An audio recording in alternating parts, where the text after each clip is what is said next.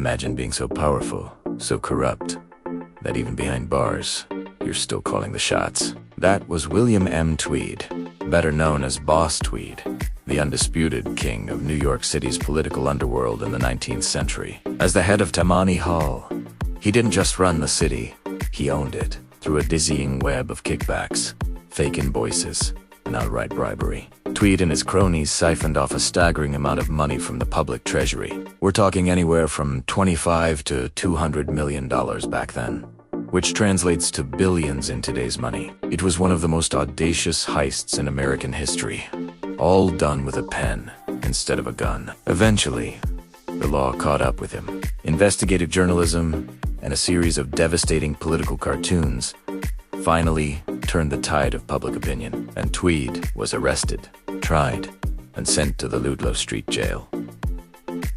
But for a man like Tweed, jail was more of a suggestion than a punishment. His influence was so deeply entrenched that he was granted special privileges, including day trips out of prison to visit his family. He'd be accompanied by wardens, but let's be real.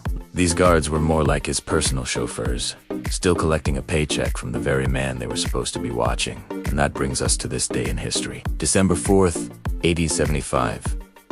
Tweed was on one of his regular outings, this time visiting his son's lavish home on Madison Avenue. After dinner, surrounded by family and his paid-off minders, he announced he was just going upstairs to freshen up. He walked up the stairs, but he never came back down. While everyone waited, Tweed simply slipped out a back door, climbed over a fence, and vanished into the bustling New York night. The boss was on the run.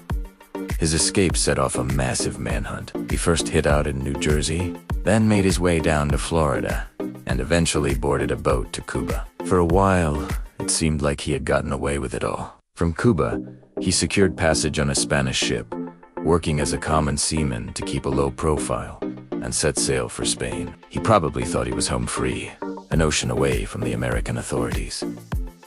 But he forgot one crucial thing.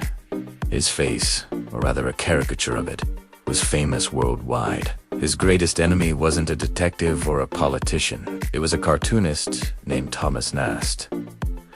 Nast's drawings for Harper's Weekly had been instrumental in bringing Tweed down, portraying him as a bloated, greedy villain. While Tweed was in Spain, an American official there circulated one of Nast's cartoons to local law enforcement, hoping someone might spot the fugitive.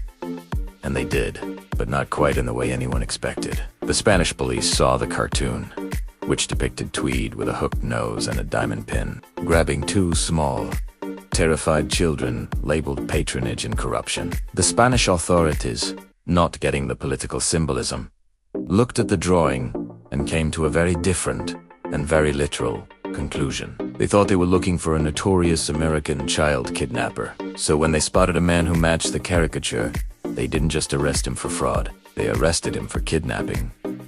The irony was perfect. The man who stole millions was brought down because a drawing made people think he stole children. Tweed was swiftly extradited back to the United States. There would be no more day trips, no more special treatment. He was returned to the same Ludlow Street jail he had so brazenly walked out of.